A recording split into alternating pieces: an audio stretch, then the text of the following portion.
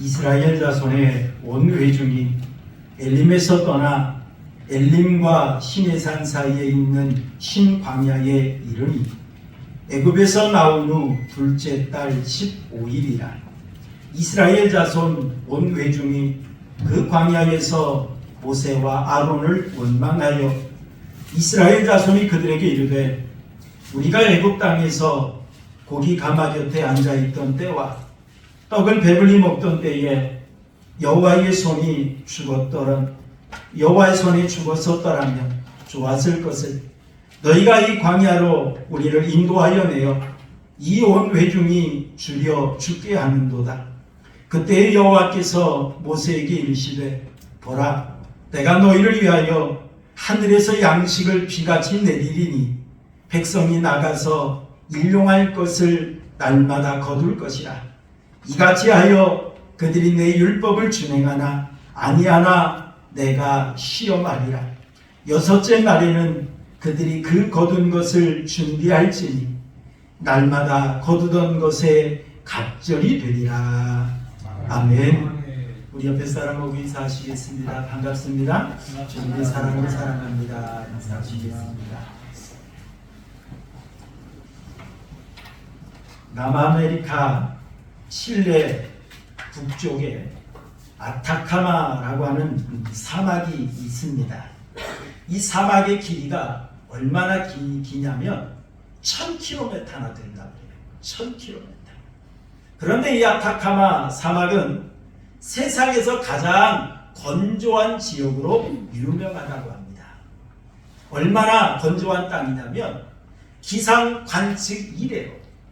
자, 우리 문명이 발달하면서 이제 기상학자들이 강수량을 측량을 하고 뭐 그런 일이 이제 시작되었지 않습니까? 그런데 그 이후로 지금까지 비가 한 번도 오지 않은 땅, 이 땅이 바로 아타카마 사막이라고 합니다. 자, 그래서 이 아타카마 사막에는 미생물도 살지 않는 땅. 그래서 가장 척박한 땅으로 유명했어요. 그런데 놀라운 일이 발생했습니다. 2021년 슈퍼 엘니뇨 현상으로 인하여서 그곳에 12일 동안 비가 왔습니다. 12시간 동안. 12시간 비가 왔는데 얼마나 왔느냐면 아메리카 지역, 남아메리카 지역 주변에 있는 7년 동안 내릴 수 있는 비가 12시간 만에 쏟아져 버린 거예요. 자, 그러자 이 아타카마 사막이 놀랍게 변화되었습니다. 예. 얼마나 아름다운 꽃밭이 되었습니까? 그렇게 척박한 땅이어서 미생물도 살지 못하는 땅이라고 생각을 했는데 하나님께서 거기에 12시간 비를 내려주시니까 그 이후로 점점 비가 온 이후로 며칠이 지나니까 싹이 나기 시작했어요. 그리고 얼마 지나지 않아 이렇게 아름다운 꽃밭으로 사막이 변화가 되었다는 사실입니다. 자, 그러자 많은 사진작가들이 여기에 몰려들었습니다. 사진을 찍기 위해서. 또 많은 관광객들도 몰려들었습니다. 놀라운 광경을 보기 위해서. 여러분, 이러한 현상들을 통해서 하나님께서 우리에게 주시는 메시지는 참 많이 있는 것 같아요. 아무리 인간적으로 볼 때는 이건 불가능하다라고 생각하는 것이라 할지라도 하나님이 허락하시면 될 수 있다는 사실을 이런 일들을 통해서 깨닫게 하시는 것 같아요. 그리고 또 한 가지 깨닫게 하는 사실이 있습니다. 우리 인간에게 주어지는 모든 것들은 하나님의 은혜라고 하는 것을 깨닫게 하시는 것 같습니다. 여러분, 오늘 본문 말씀을 보면 이스라엘 백성들이 애굽에서 출애굽을 했습니다. 이제 애굽에서 나왔어요. 430년 동안 노예 생활하고 있던 이스라엘 백성들이 애굽에서 나와서 이제 젖과 꿀이 흐르는 땅 가나안 땅으로 가고 있던 과정이 있었습니다. 애굽에서 나온 지 약 45일이 지났습니다. 그런데 그들이 애굽에서 나올 때 가지고 왔던 양식이 다 떨어지고 말았어요. 그때 하나님께서 이스라엘 백성들에게 만나를 주시는 사건, 이것을 소개하는 것이 바로 오늘 본문의 내용입니다. 여러분, 하나님께서 이 본문 말씀을 통해서 우리에게 주시는 귀한 메시지가 있습니다. 이 만나의 사건을 통해서 하나님께서 우리에게 깨닫게 하시는 귀한 진리가 있다 이 말입니다. 우리가 본문의 내용을 생각하면서 이 은혜를 함께 나누길 원합니다. 이스라엘 백성들이 애굽에서 430년 동안 노예 생활을 했어요. 여러분 생각해 보시길 바랍니다. 우리나라 일제 36년 치하에서도 얼마나 치가 떨리는 그런 고난의 삶을 살았습니까? 비인격적인 대우를 받았죠. 나라의 주권을 빼앗기고 얼마나 우리가 많은 것들을 빼앗겼습니까? 그런데 지금 이스라엘 백성들은 애굽에서 430년 동안 노예 생활을 했어요. 그리고 이제 노예 생활을 청산을 하고 해방이 되어서 그들이 갈망하던 가나안 땅을 향해 나아가고 있었습니다. 그런데 지금 이스라엘 백성들이 가나안 땅을 향하여 가던 과정 속에서 원망하기 시작했습니다. 불평이 터져나오기 시작했습니다. 여러분, 그 중에 가장 큰 문제가 뭐였느냐면 먹는 문제였어요. 먹는 문제였습니다. 먼저는 마시는 물 때문에 불평을 하기 시작했고요. 그 다음에 이제 45일이 지나서 식량이 떨어지다 보니까 이들이 먹는 것 가지고 하나님 앞에 지금 원망하고 불평하기 시작을 했습니다. 그들이 아직 가야 할 가나안 땅은 먼 길이었습니다. 더 많은 길을 지금 걸어가야 되는데 그들은 식량이 떨어지고 말았어요. 그러자 큰 난감한 지금 처지에 놓이게 되어진 거죠. 여러분 그 상황을 한번 상상해 보시길 바랍니다. 먹을 것이 떨어지다 보니까 제일 먼저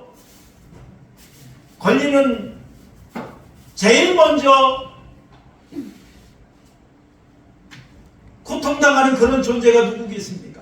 어린아이들이죠. 그래도 어른들은 좀 참을 수 있어요.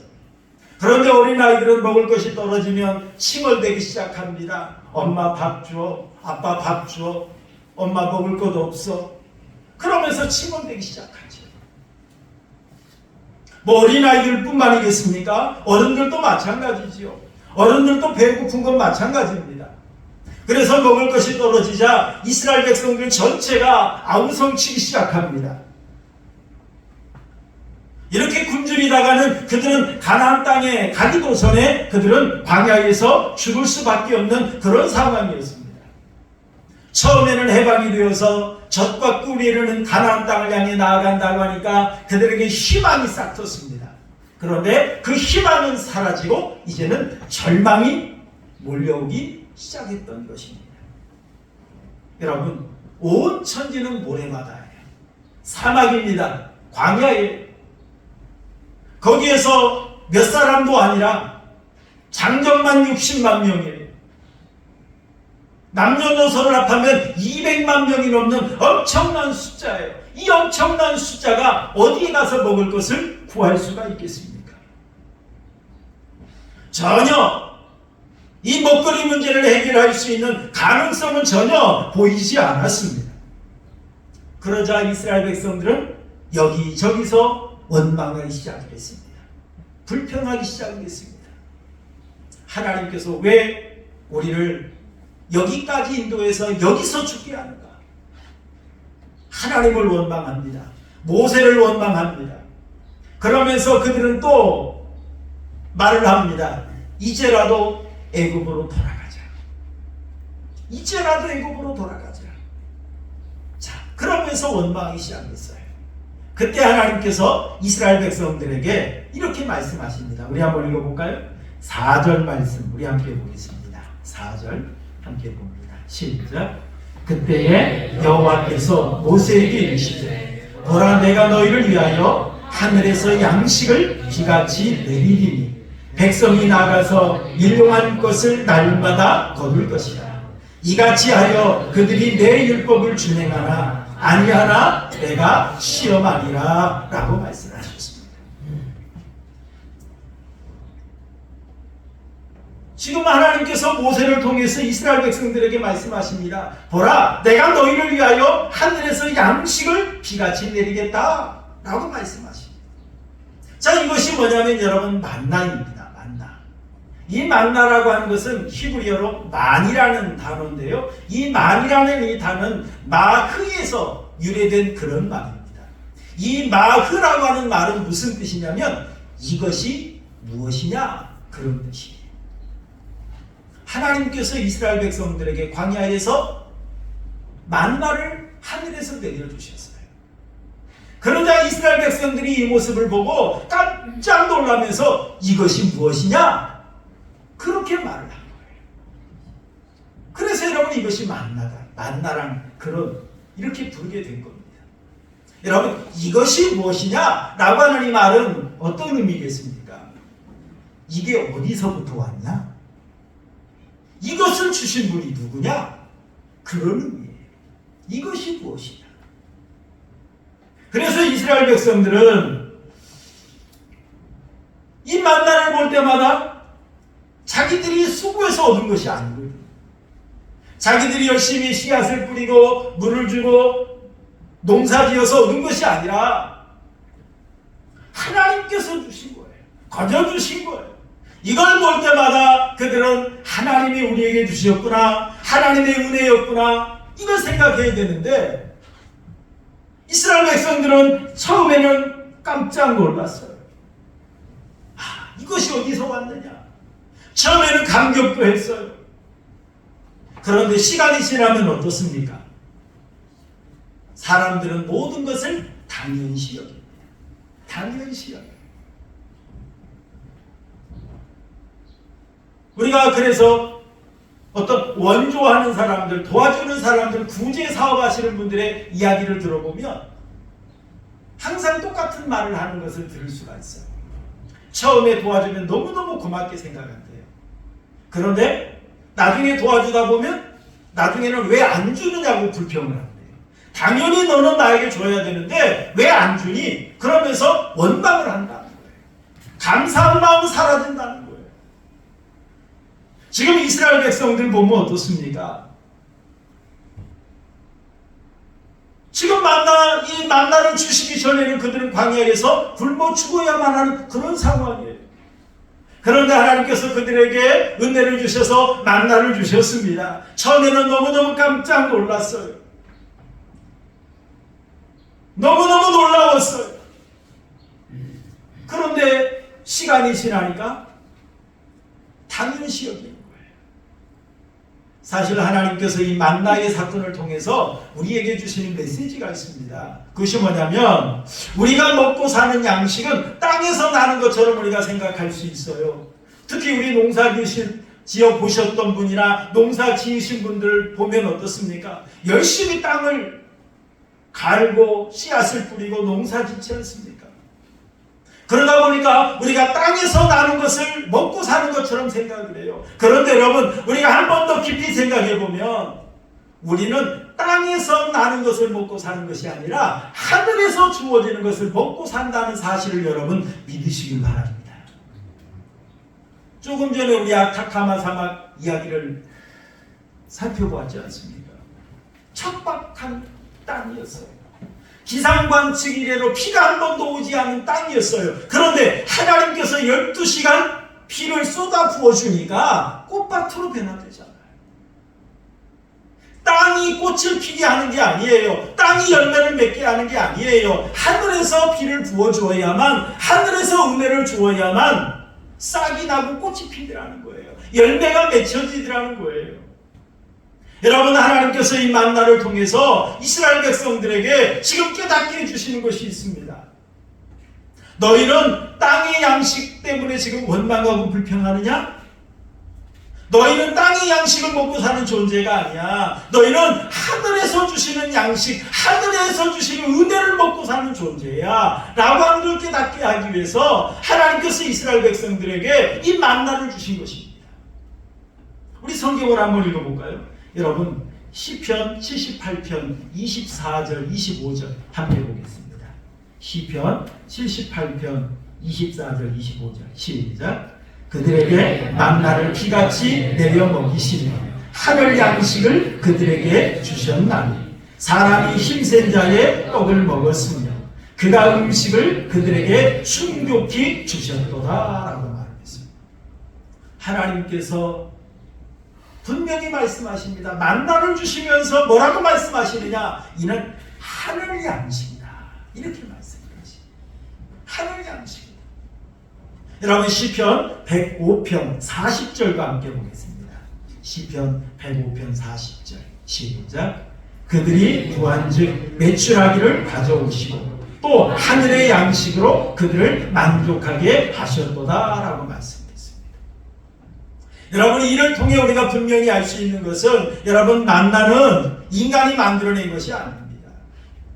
만나는 이스라엘 백성들이 애굽에서 가지고 나온 것도 아닙니다.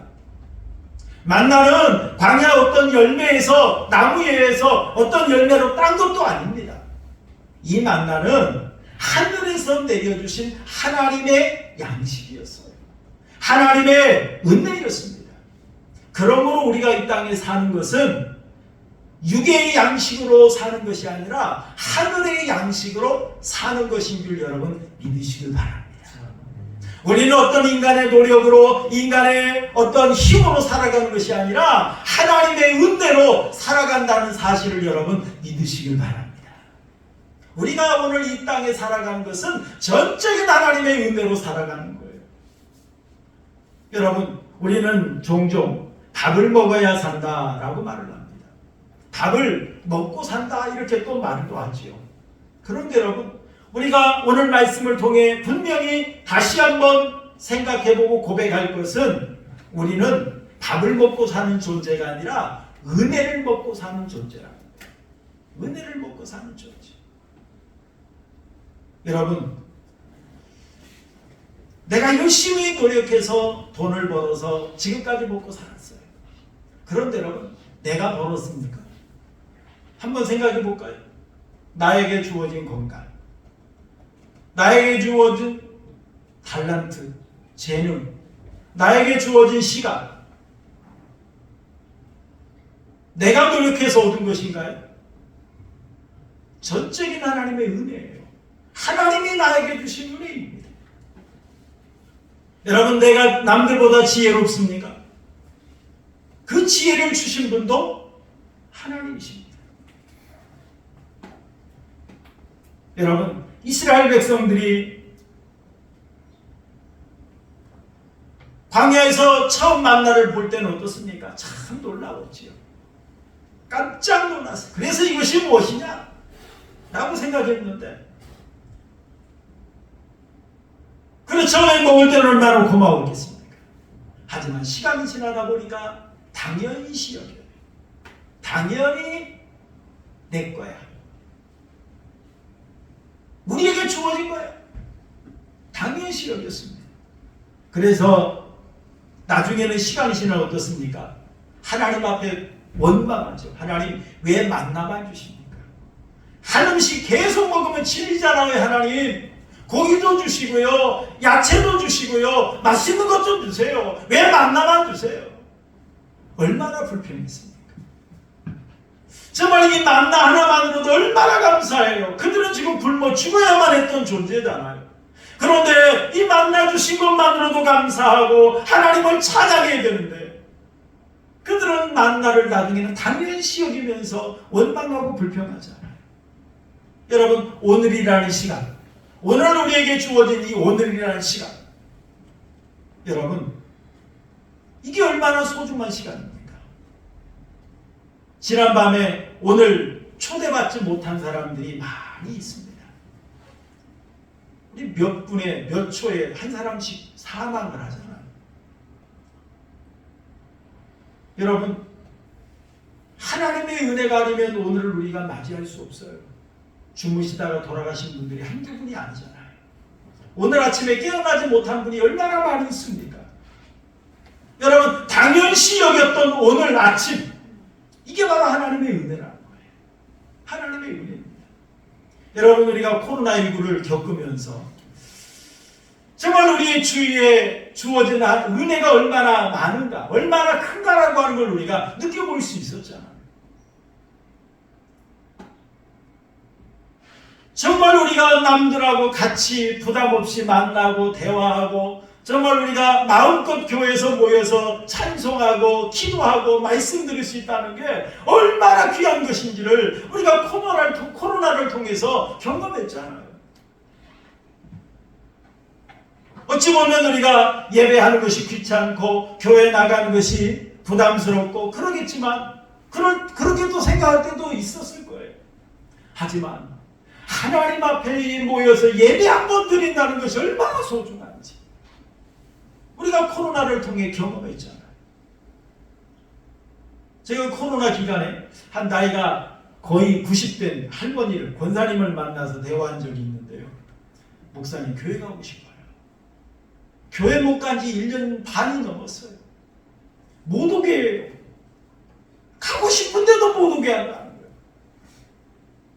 그러면서 교회 가는 게 얼마나 좋은지 그런 이야기 들어본 적이 있습니다.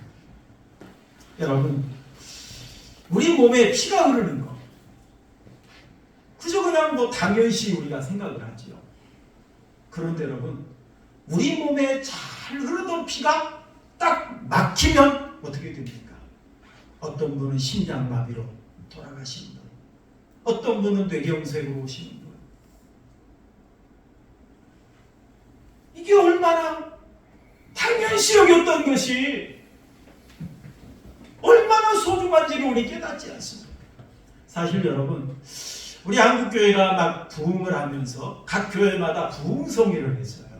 그런데 이 부흥성회 할 때에 강사로 오시는 그 목사님들의 대부분 특징이 어떤 특징이 있었느냐면, 깡패였다가 은혜 받고 복사되신 분들, 죽을 병에 걸렸다가 하나님의 은혜로 고침받고 건강을 되찾으신 분들, 그런 분들이 많이 오셨어요. 그래서 그런 분들이 오셔서 하나님은 이렇게 살아계십니다. 하나님은 놀라우신 분입니다. 그런 하나님을 증거했어요. 그러다 보니까 우리가 좀 착각에 빠져요. 하나님 앞에 크게 쓰임받으려면 병에 걸렸어야 되나? 하나님 앞에 능력 있게 쓰임받으려면 좀 망나니처럼 타락도 좀 하고 깡패같이 주먹도 좀 휘두르고 그랬어야 되나? 그런 착각에 빠지는 그런 성도가 있습니다. 여러분, 우리가 이 땅에 살면서 우리 성도들이 어려움에 처하고 고난에 당한 성도들도 있습니다만, 그렇지 않은 성도들이 어떻게 보면 80% 이상이에요. 물론 하나님의 놀라운 역사를 나타내는 일에 그들의 경험이나 그들이 체험했던 것은 놀라운 효과를 발휘할 수 있습니다. 그러나 여러분, 우리가 잊지 말아야 될 것이 있습니다. 하나님께서 우리에게 주시는 이 놀라운 은혜 가운데 우리가 순탄하게 아무런 문제 없이 산다는 것 자체가, 이것이 더 놀랍다는 거예요. 이것이 더 놀랍다는 거예요. 여러분, 우리 암에 걸리고 싶어 걸리신 분은 한 분도 없어요. 당뇨에 걸리고 싶어서 걸리신 분은 한 분도 없어요. 여러분, 당뇨에 걸리신 분들 보면 참 안타까워요. 먹고 싶은 것도 못 먹고, 먹고 싶은데 의사가 먹지 말랬어. 먹으면 안 돼. 참, 그러면서 이 먹는 것 구별하시는 것이 얼마나 힘든지 제가 봐도 참 불편하겠다 생각합니다. 그런데 여러분, 우리 몸에는 여러 세포가 있죠. 그런데 여러분, 그 중에 암으로 변하는 세포가 있어요. 그러다 보니까 암이 되는 거예요. 여러분, 암에 걸렸다가 고침받는 것도 놀라운 은혜지만 그보다 더 놀라운 은혜가 있습니다. 우리 몸에 여러 병균들이 들어옴에도 불구하고 그 세포가 암으로 변하지 않은 것이 더 큰 은혜라. 그렇지 않습니까? 암에서 고침받은 것도 놀라운 은혜예요. 하지만 내가 암에 걸리지 않은 것이 더 큰 은혜라는 거예요. 그런데 우리는 이것을 너무 당연시 여겨요. 이게 바로 하나님의 은혜였구나. 하나님이 날 지금까지 지켜주신 거, 내 피가 하나님의 은혜 가운데 문제없이 잘 흐르게 하시고, 여러 세균들이 내 몸에 들어오지만 하나님께서 그걸 다 막아주셔서 내가 암에 걸리지 않게 하신 것이 얼마나 감사한 일인지, 이런 것들에 대해서는 우리가 감사할 줄 모른다. 여러분, 눈물을 흘리는 것, 사실 뭐 사람이 눈물을 흘리는 것, 기쁨의 눈물도 있습니다만 또 슬픔의 눈물도 있죠. 그런데 여러분, 이 눈물, 이 보잘것없는 이 눈물, 여러분, 이 눈물이 얼마나 큰 은혜, 이 눈물 하나에 큰 은혜가 담겨 있는지 몰라요. 여러분, 눈물이 흐름으로 인하여서 눈이 촉촉해집니다. 그리고 눈이 건강할 수가 있잖아요. 여러분, 눈에 눈물이 없으면 나중에 실명까지 이르는 것입니다. 그래서 여러분, 병원에 가보면 인공 눈물 처방해 주잖아요. 눈물이 흘러야 눈이 건강해져요. 그러게 여러분, 눈물이 흐름으로 인하여서 세척 효과가 있다. 눈에 이물질도 빼주고, 눈물이 흐르면서 우리 노폐물을 빼주는 그런 효과가 있습니다. 또 눈물이 흐르면요, 혈압도 낮춰진답니다. 눈물이 흐름으로 인하여서.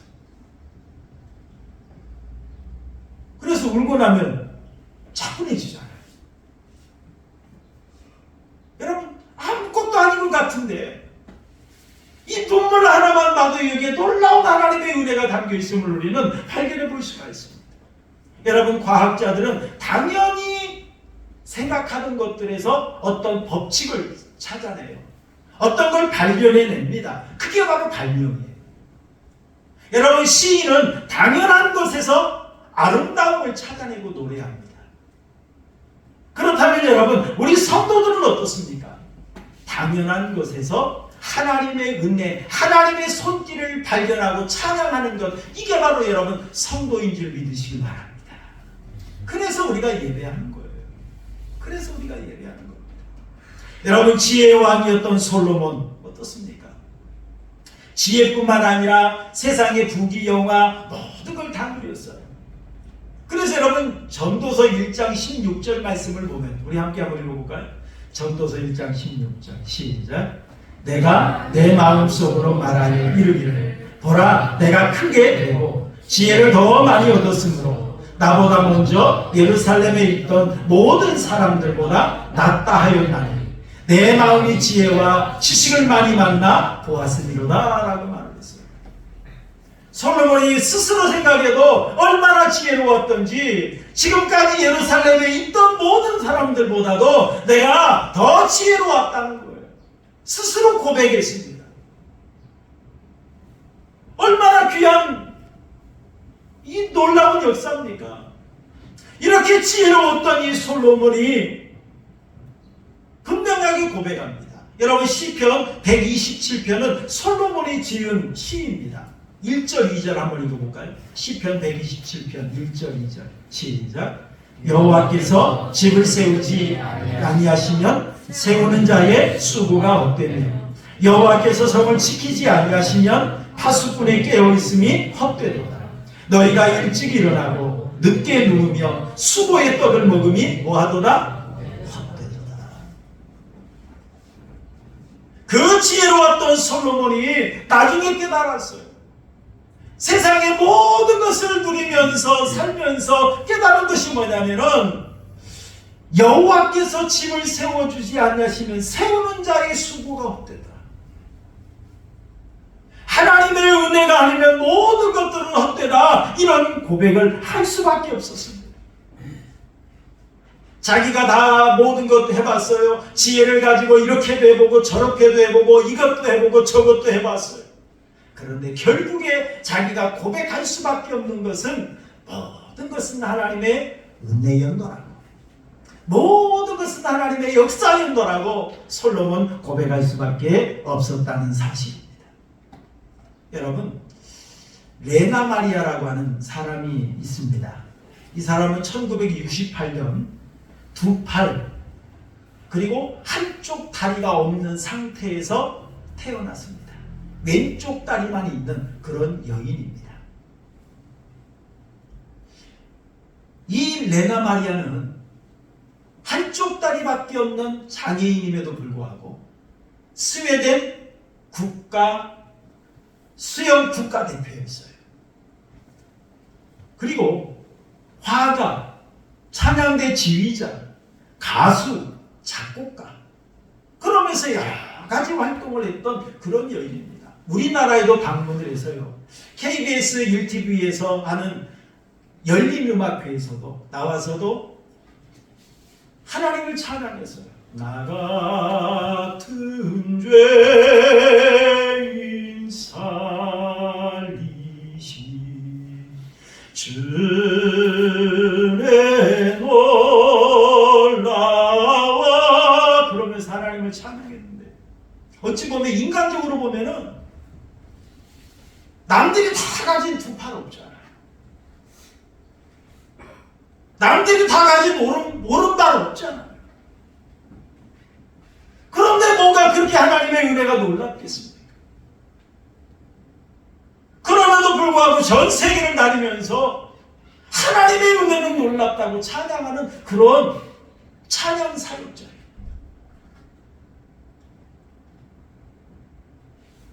보통 사람 같으면 한 분야에 성공하기도 정말 어려운 거예요. 그런데 일레나 마리아는 운동이면 운동, 찬양이면 찬양, 또 글 쓰는 것이라면 글 쓰는 것, 그림 그리는 것, 뭐 말할 것도 없이 여러 분야에서 두각을 나타냈던 그런 여인입니다. 그런데 이 레나 마리아가 어떻게 이 장애를 극복할 수 있었느냐면은 이렇게 고백을 했어요. 가끔 나는 내가 장애인인 것을 감사한다 그랬어요. 가끔 나는 내가 장애인인 걸 감사한다. 그러면서 장애는 하나님이 나에게 주신 특권이다, 이렇게 말했어요.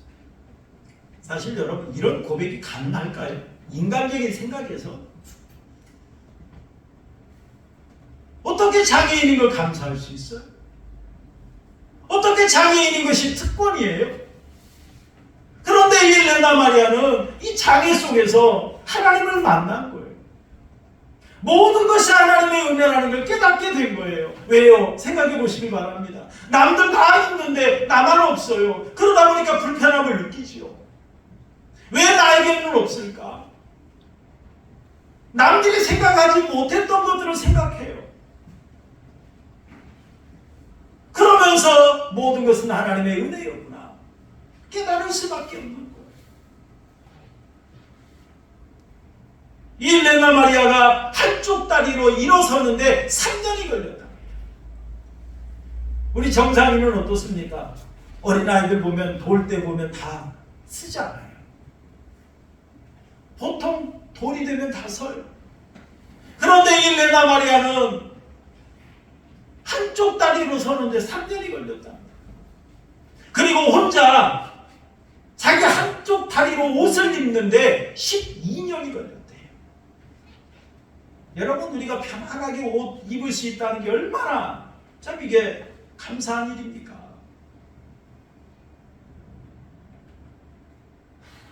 그동안 얼마나 많이 실패했겠어요. 한쪽 다리로 일어서기 위해서 3년 동안 얼마나 많이 넘어졌겠어요. 얼마나 많이 또 좌절도 되고 낙심도 되고 불평도 나왔겠어요. 그런데 이 과정 속에서 모든 것이 하나님의 은혜라는 걸 누구보다도 더 깊이 깨닫고 느낄 수 있는 그런 과정이었다는 거예요. 그래서 장애는 나에게는 점핑보드와도 같다, 이렇게 이 레나 마리아는 고백했습니다. 1986년 세계 장애인 수영 선수권에 출전을 해서 50m 배영을 포함해서 금메달을 4개나 땄습니다. 스웨덴 국민뿐만 아니라 온 세계 사람들에게 감동을 줄 수밖에 없었어요.